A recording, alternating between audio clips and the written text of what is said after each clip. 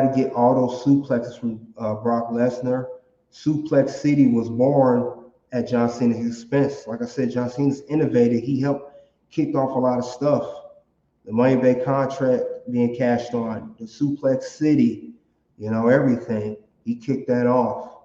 That's no other way of putting it. John Cena's definitely deserved to be in the top three. And you guys can't tell me no other way, in my opinion. If you want to challenge me, you could try to challenge me on that. I'll tell you right now, you can't do that. You can expect to come out on top. There's no way. No way. It's just because if you try to challenge me on this, you do not want none of me.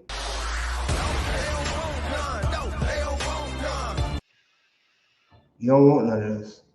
Cena deserves everything. He put his years and dedication to WWE. He deserves where he's at now, being a seasonal wrestler, going to Hollywood.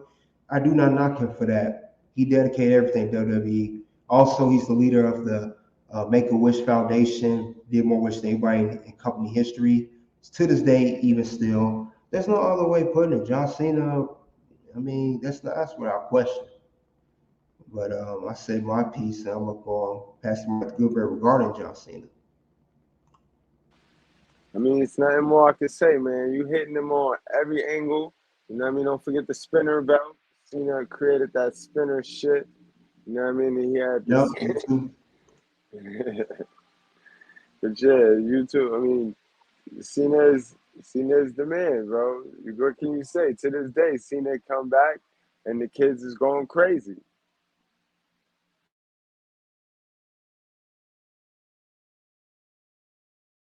You're right. The spinner championship, I forgot about that. He, like I said, he was innovating a lot of stuff, and that was one of them.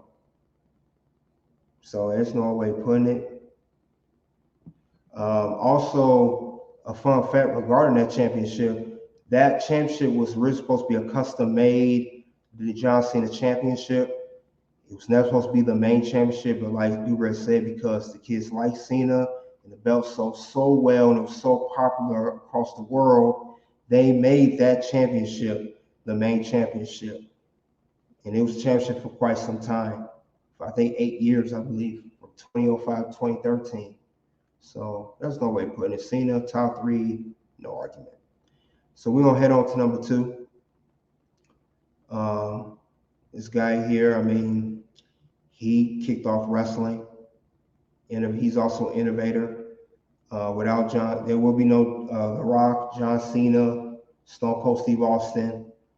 None of those guys will exist as far as popularity, movies, everything as far as wrestling until this man showed up. And that is no other than Hulk Hogan. He has 6 reigns as the WWE Champion. Combined days is 2,188. Second most combined days of all time. Notable feuds with Andre the Giant, Randy Savage, Sergeant Slaughter, Ultimate Warrior, Paul Orndorff, which you guys don't know, that's Mr. Wonderful, Jesse Ventura. So Hulk Hogan, he kicked off the golden age era of wrestling. Now I will admit he's not one of my favorite wrestlers. He did too much of that politicking back then. I'm not gonna take no away from him. He is one of the biggest wrestling stars of all time, the first big major wrestling star. He did the movies, all that stuff before The Rock and John Cena did it. He's gonna do it at a Hollywood level. It was more WWE films. He still was the first one to do it. He sold out Madison Square Garden, sold out many arenas. One of the biggest draws of the WWE Champion of all time. Now, I will not take that away from him. One of the biggest draws. So he just his name showed up. People came to see his T-shirts. Hulkamania, Run a Wild, Eat Your Vitamins. Hulk Hogan, he was the man behind, that character. He's the man that was playing that character. Of course, it was created by Vince McMahon that created the character, but the man that played the character was Hulk Hogan, and it was believable, and everybody liked it. So there was no way putting it with Hulk Hogan. He did his thing as the WWE champion. So it just there's no way putting it. Hulk Hogan also he he helped for WWE to go mainstream. He was the wrestler behind that too. You know, he now I don't like I said, I didn't like the politics he did, but he was a big name, and he did rub a lot of people the wrong way. But he also made an impact on wrestling. You know, and now when he left to go WCW, he made an impact over there too for that time period, part of NWO. Even though that company went shred to pieces and eventually got bought out by WWE, but he's still the biggest draws of all time. I'm not taking that away from Hulk Hogan.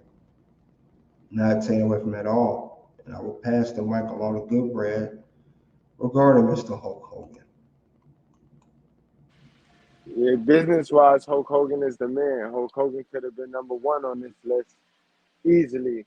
And then when you think about the time and era he came in, where there was no internet, and you really had to go to these arenas to really get the merchandise, to really get the experience. There was no internet. You know what I mean? Imagine your mom's could order you a Hulk Hogan tee or a Hulk Hogan. Man, Hulk Hogan with his numbers would have been through astronomical. Like, but Hulk Hogan is the best. In fact, you know his impact. If you go outside of the world, if you go outside of the United States, right, and you show a picture of Michael Jordan, right, people are gonna say basketball. If you needed to get somebody to think wrestling, who you think you're gonna show them a picture of? Hulk Hogan, Hulkamania. Exactly, and they're gonna know exactly what sport, what you're talking about.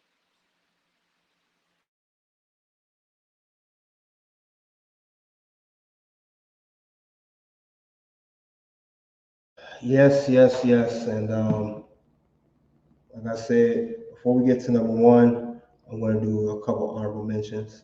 And after number one, I will mention another part of the WWE Championship.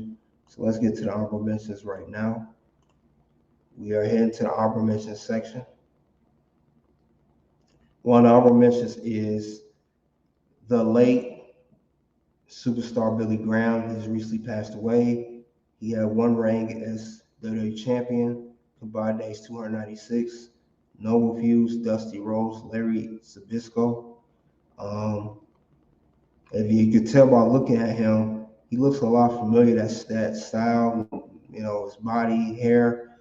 That's who he was. Hulk Hogan before Hulk Hogan. Hulk Hogan took this persona, and made millions of dollars out of it. But Superstar Billy Graham was definitely one of the best WWE champions. Had a great fuse with Dusty and Larry. Like I said, unfortunately, he passed away. I think he was sick for many years.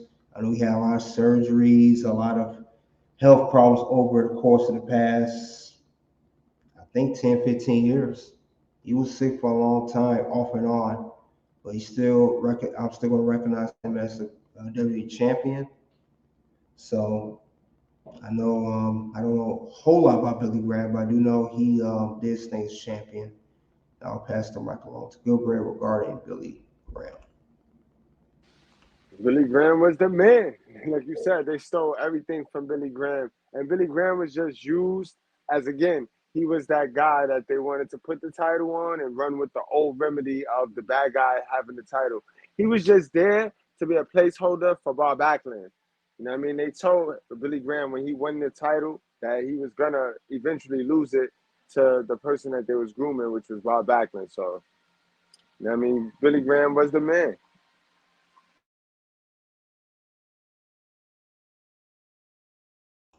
Yes, yes, Billy Graham, Billy Graham. We have one more honorable mention, and he's also he's a one-time holder of championship. But I'm giving his due. That is Eddie Guerrero, Latino Heat. He won the WWE Championship once, one reign, combined days 133. Noble feuds with Kurt Angle and JBL. He won championship from Brock Lesnar in No Way Out 2004, despite the interference from Goldberg. He had a great match with Kurt Angle at WrestleMania 20, and eventually lost the championship to JBL in the Texas bull rope match. We got to hit 4 corners of the bull rope, and JBL beat him for the championship.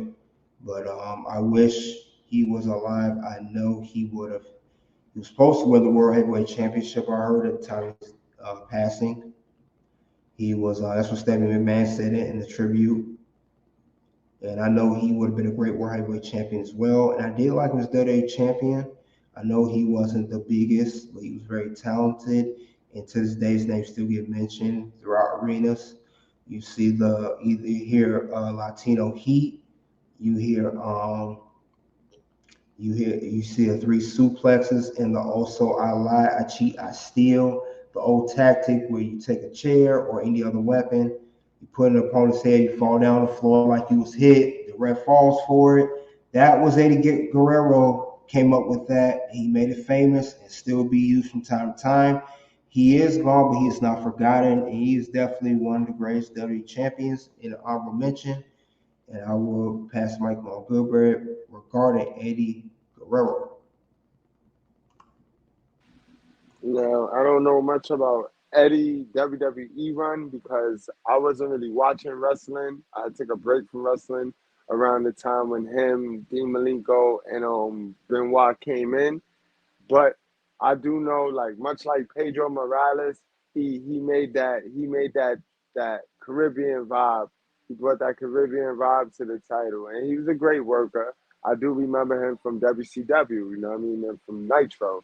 So, I mean, take nothing away from Eddie Guerrero. And you're right, he's still remnants of him. Still, he's impactful still to this day. Like you said, MJF uses his little cheat where he makes it look like if you hit him with the chair, you know what I mean? The LWO, right? Is that did I say it right? The Latin World Order. LWO. Yeah, that's a whole ripoff of the stables that Eddie Guerrero created. So he's impactful. Definitely honorable mention worthy. No doubt, no doubt, no doubt. And we will be headed on to number 1 in a second. Trying to see who that number 1 is. So let's get into number 1.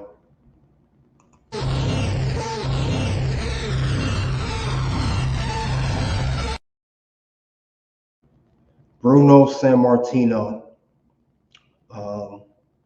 2 championship runs with the belt. Combined days, 4,040. Most of all time. Very, very monumental and impactful champion. You cannot talk about the WWE Championship without mentioning Bruno Sammartino. There's no way you can. No way possible.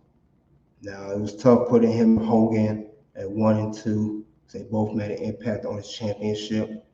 Bruno obviously was before Hogan. Hogan obviously was the bigger name. But before Hogan, it was Bruno.